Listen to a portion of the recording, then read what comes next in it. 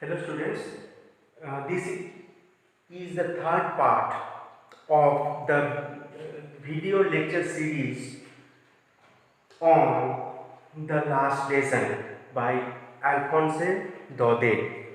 The last lesson.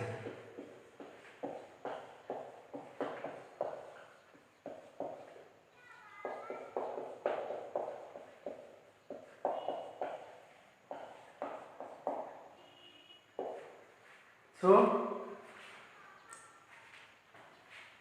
in the previous two video lectures, we have learned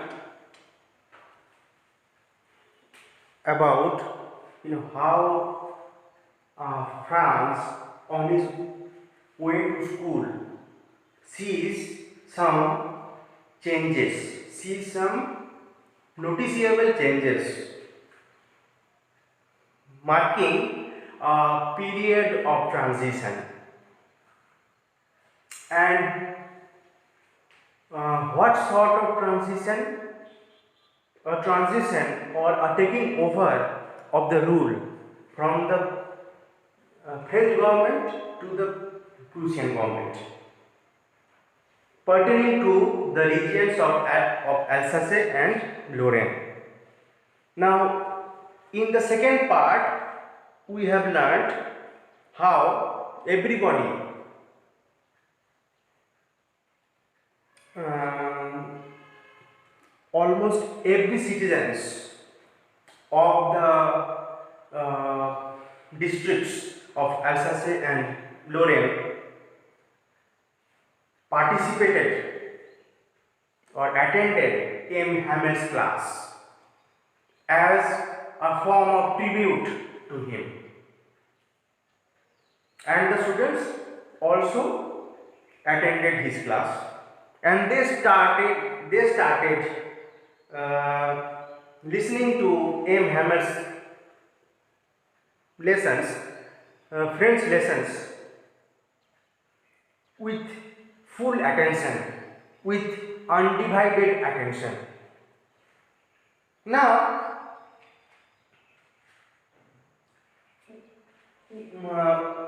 we learn that because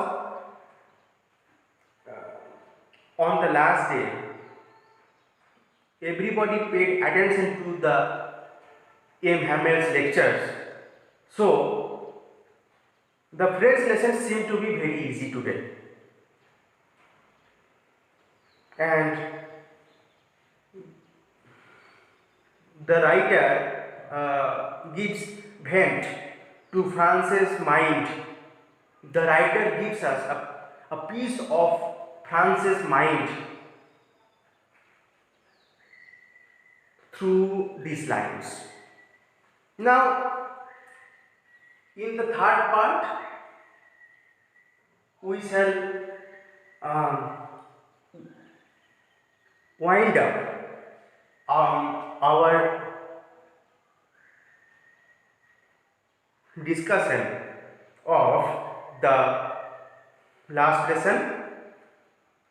So now, what happens in the third part, in the third portion or in the last portion of the chapter? See, here, the M. Hamel's class is continuing, and everybody is paying full attention to M. Hamel's class. Okay, everybody is paying full attention. The students, young or old, the villagers, everybody paid attention to M. Hamel's class, and they were so attentive to M. Hamel's class that they did not notice the beetles or the insects that were flying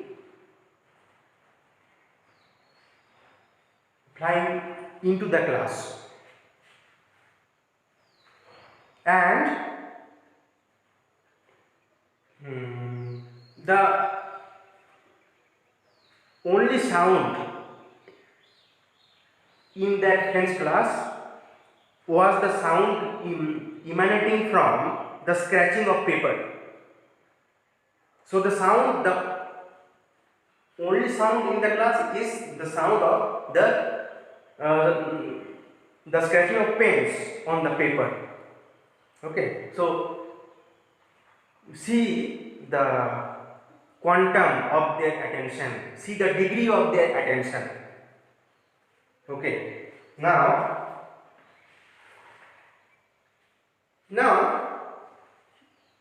France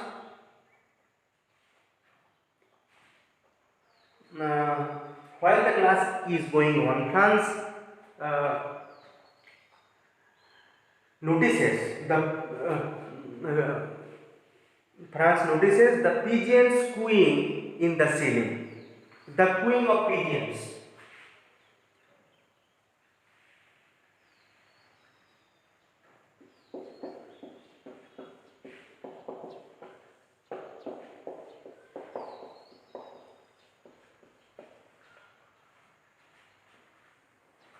And uh, uh, you know this phenomena sets forth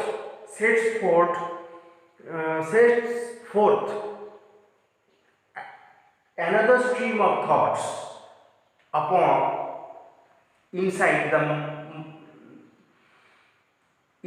France's mind, and he utters a line inside his mind, and the line is, will they make him sing in German, even the pigeons?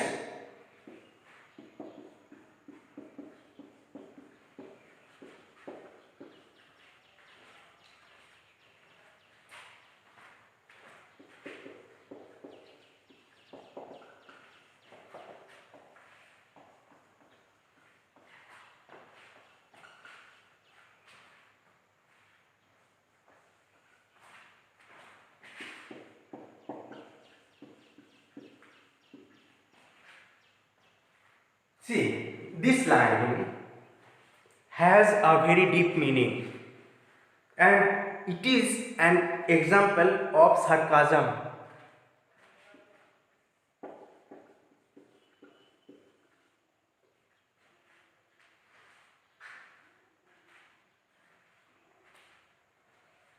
And what this so here France is being sarcastic through these lines, by this utterance of these lines.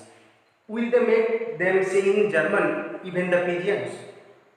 And what does sarcasm means? When you make fun of something,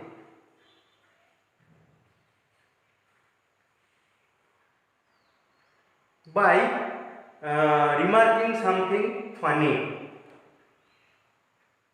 and sarcasm, even though it is a light-hearted remark, still it has very deep meaning. Okay, sarcasm. When you try to mock something, then you take recourse or take the help of sarcasm. Now, what is the meaning of this line, and what does France mean through these lines? It is that, see, the call of the pigeons is what? Coo. What is the call of the pigeons? Coo. Pigeons coo, na?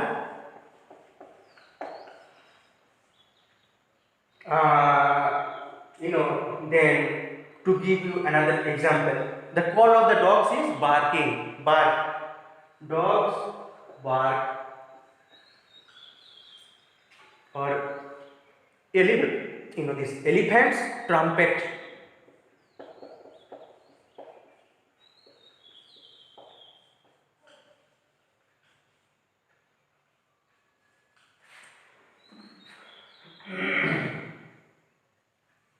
Elephants trumpet. So this uh, uh, this queen of pigeons is something which comes naturally to them. The queen by the pigeons is something which comes naturally to them. And now here he draws a similarity with the pigeons, the condition of the French people. He likens the French people to the pigeons. So here, here what is happening to the citizens of the French citizens of Alsace and Lorraine? The Prussian government is snatching away something that comes very naturally to the French people, and by this, and what comes naturally? The French language, the mother tongue of the French people, French language, French is something which comes very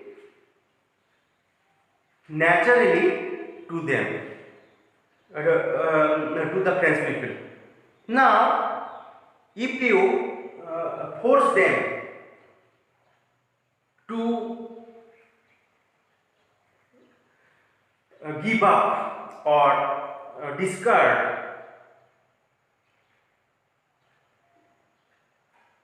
a natural entity or something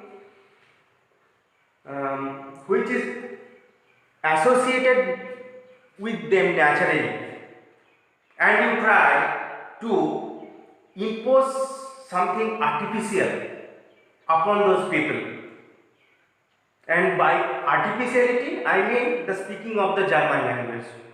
Now, this French people, they are accustomed to speak French, and it is their identity. Now, if you force away their natural identity and force them to adopt an artificial identity, then the French people have no individuality left. The uniqueness of the French people lies in their speaking of the French language. Now, if you force them to speak German, if you force something natural, force away something natural to them, then they will not be able to live like human beings. They will have no individual existence as human beings, as unique human beings. And here the writer thinks that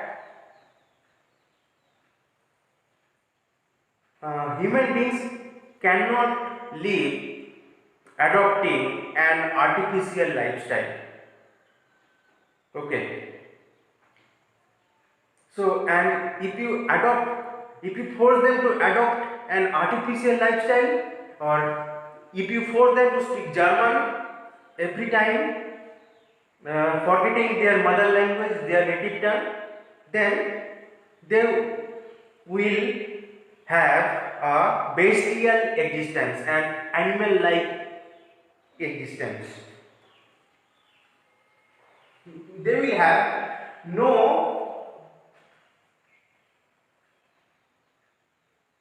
peculiarity left as human beings. They will have no peculiarity left as human beings. So, this line is an example of sarcasm, and here through these lines the writer means that you cannot snatch away something natural. You cannot force away something which comes naturally to a group of people. It is quite impossible, and it is a sort of torture. If you force them to speak German in place of their native tongue French, then they shall not be able to express themselves fully, and they will live in a sort of mental prison. And by mental prison, I mean the prison in which you cannot express yourself properly. When you live the life of quietness and you cannot voice your opinions, then it is a sort of prison. It is a prison-like existence. It is a captive existence. Okay. So it is a sort of mental prison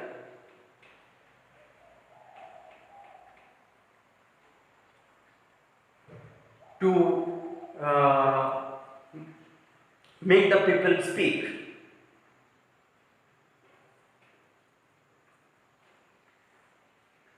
An outside language, an unknown language. Okay.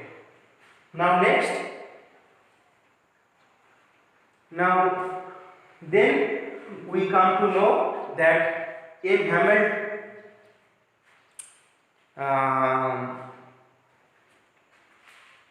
has been teaching French since the last 40 years, and even though he has given 40 years of service, still on the last day he is looking at every part of the class, and he is trying to memorize them, and he is trying to imprint them upon his memory. It is as if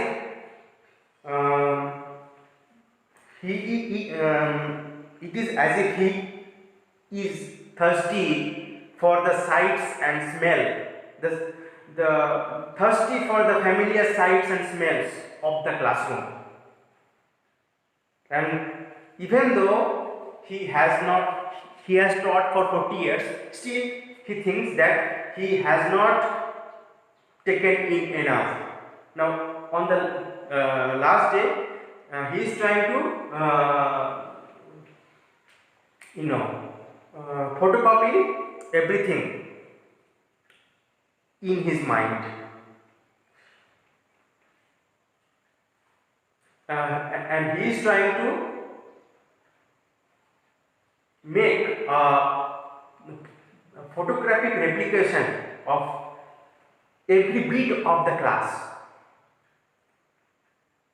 inside his mind on the last day. Because, why? Because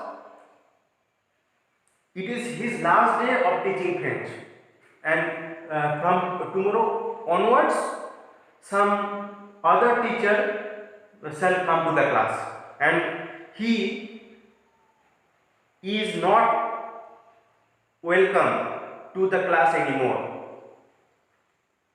So he is trying to take in everything with a sort of thirsty eyes,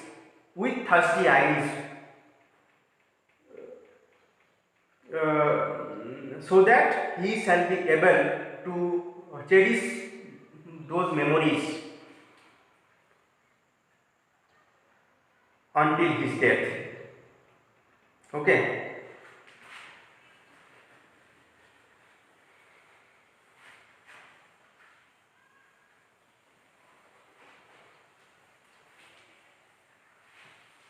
Now at one point of the lesson, we come to know of Hauser. And who is this Hauser? He is a grown-up citizen. He is an inhabitant of Alsace and Lorraine, a citizen of Alsace and Lorraine, Hauser. Now he repeated the French lessons with a heavy heart. Try to recall the scene, the situation. It is the last lesson, and an old man is repeating the lessons, taking a primer in his hands.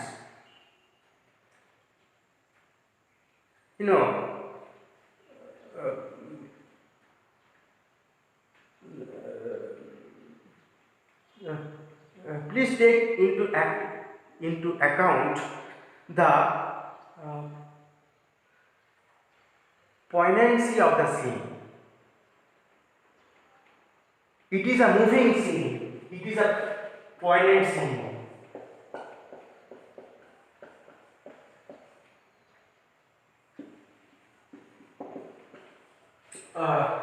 This scene is something that moves us, that stirs our feelings, that stirs our sorrowful feelings. This M. Hamel, half crying and half normal, trying to repeat his French lessons. See the poignancy of the scene. This scene makes us sorrowful. This scene moves our heart. Okay. Now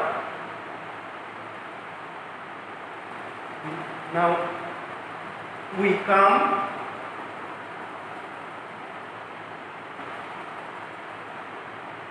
at the fact end of this chapter. Now suddenly the bell rings.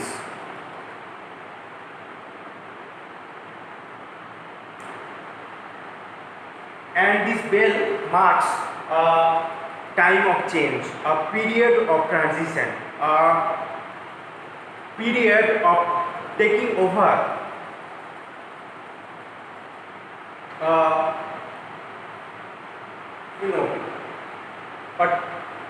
period of taking over by the Prussian government. And now after this bell, the Prussian government shall be the supreme authority of Alsace and Lorraine. Okay.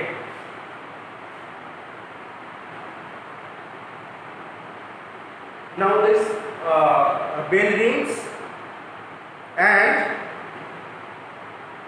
this bell proclaims the ending of the French rule in Alsace and Lorraine. And now the Prussian soldiers are about to assume control. And these bells,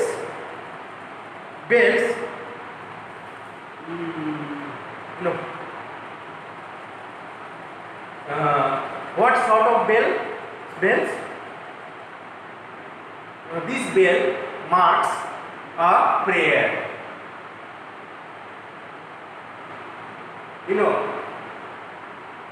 When this bell is sounded, then people come to know that a prayer is going on.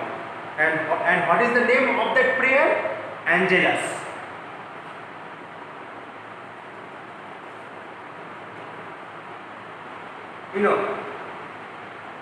So these bells mark the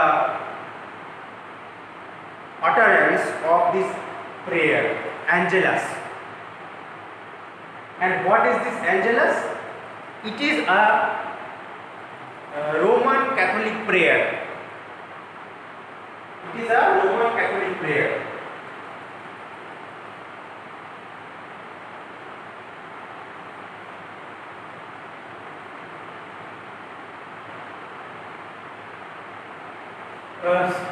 So this bell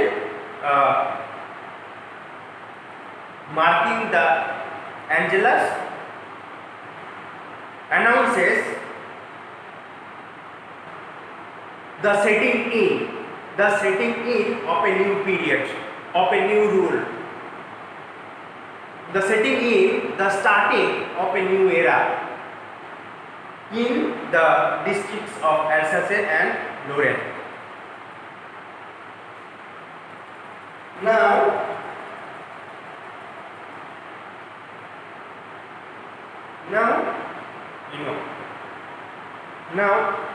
M. Hamel, when he sees the Prussian soldiers arriving, then he becomes very pale. And here paleness indicates sorrow, deep sorrow, paleness.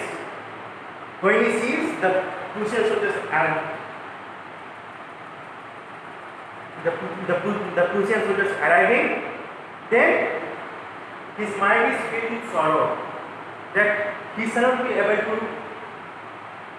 teach French anymore. And here Franz utters a line, I never saw him look so tall. I never saw him look so tall.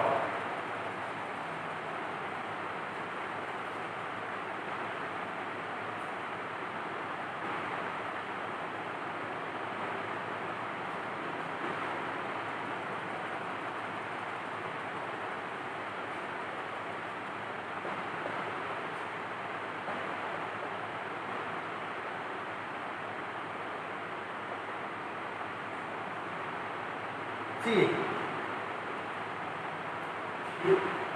here this tallness, the fact of being tall, here, the fact of being tall carries special significance.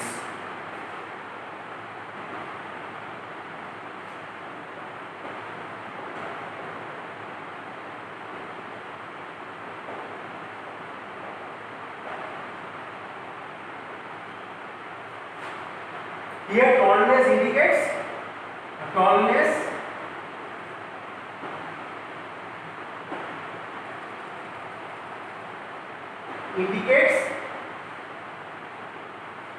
M. Hamel's pride for his mother tongue.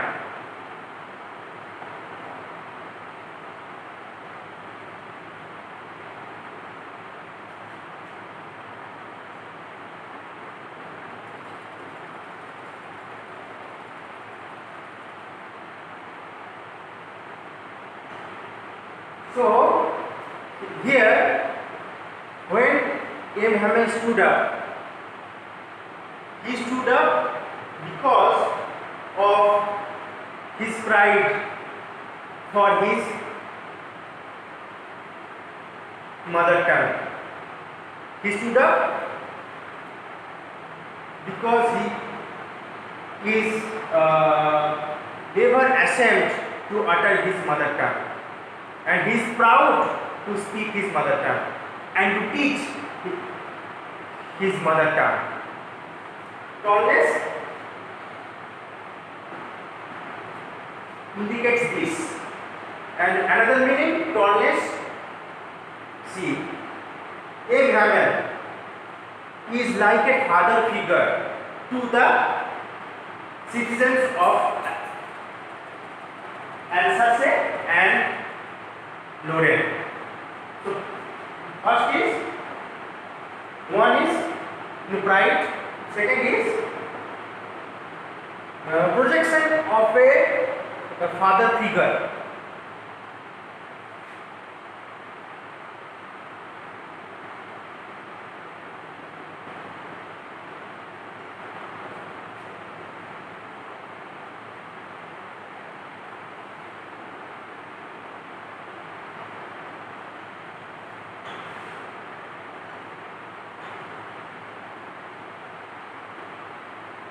So by tallness, here the writer can also mean all the qualities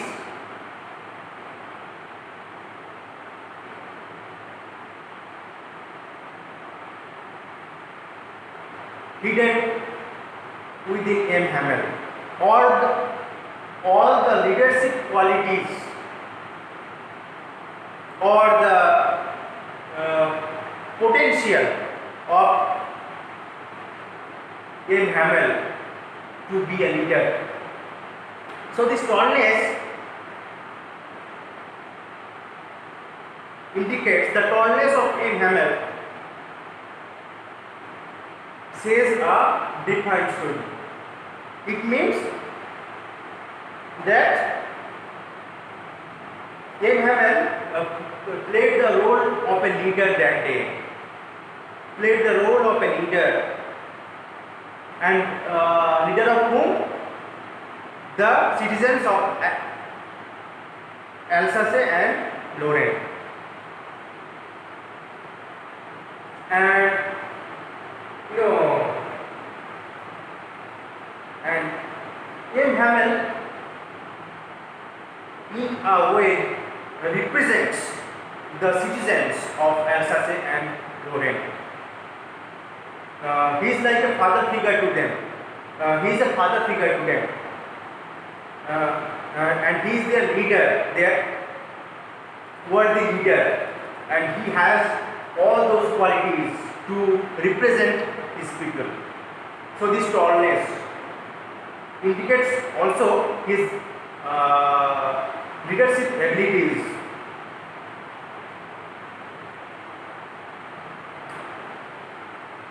And why a teacher is a leader? Why a French teacher is a leader?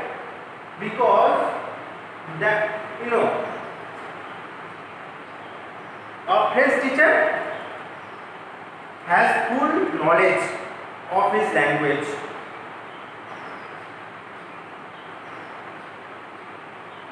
And M. Hamel knows his mother language, his native tongue so deeply that his knowledge cannot match the knowledge, the meager knowledge of the common people of Alsace and Lorraine.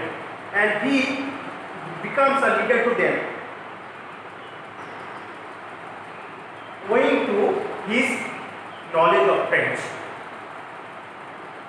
Now, M. Hamel as a leader writes a line on the board, on the blackboard.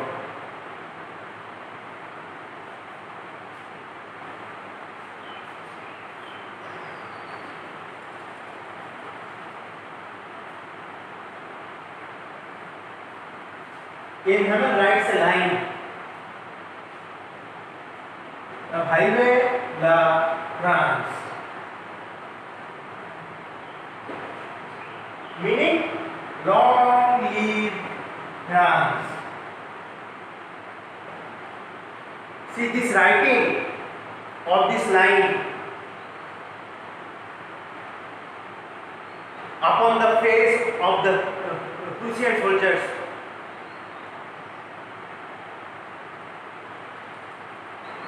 So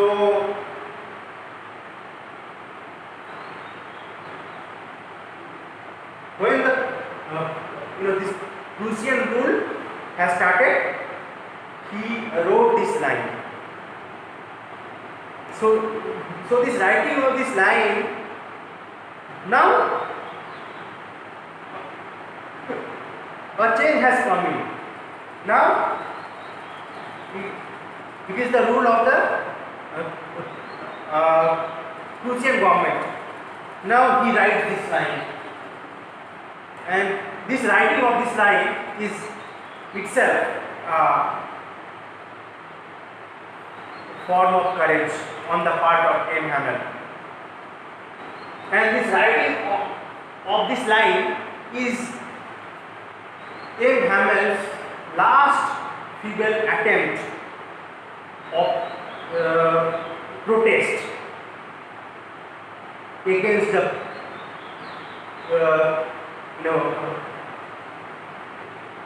against the Prussian government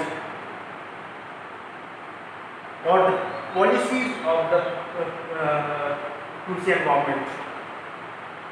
So this writing of this line on the blackboard is a sign of protest, a feeble but strong protest voiced by M. Hamel against the Prussian rule, against the Prussian policy. And by this line he means that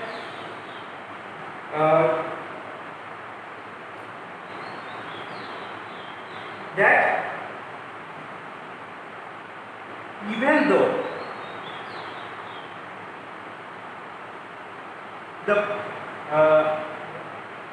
the Prussians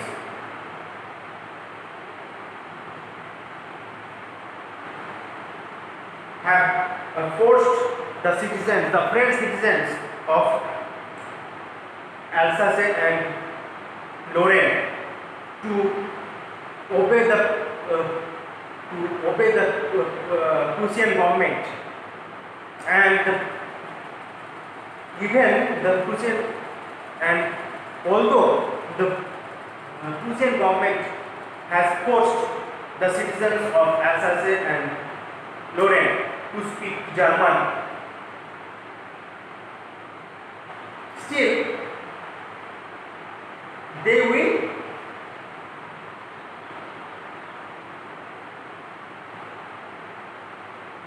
continue to be French for the rest of their lives. Even though the Prussian government forcibly made the French citizens to adopt a German identity, still they will be French and only French deep within their hearts, and no force can snatch away the true identity of the French people. No force, no amount of force can snatch away the French identity of the Alsace and Lorraine. Even though now the citizens of Alsace and Lorraine is under the Prussian government, still they will continue to live like French, and It is not possible to impose a new identity upon them. And this French language, this French identity shall reign supreme under the Prussian rule of the districts of Alsace and Lorraine. So, thank you students. I think that every part of the chapter is clear to you. Still, if you face any problem, you can call me or you can contact me personally. Now, your home assignment is to answer the questions of the exercises. To answer the questions of the exercises. So, home assignment.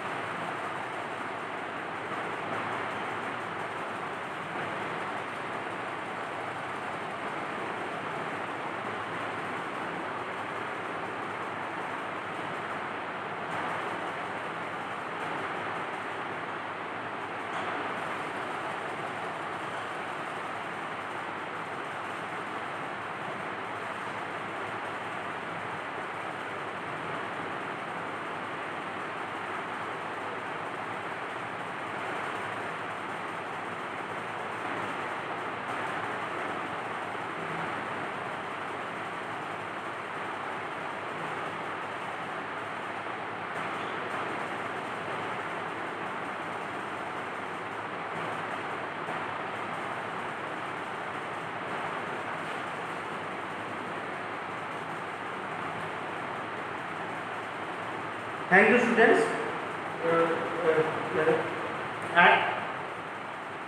And please, note down your home assignment in your classwork copy and show me later on. Thank you.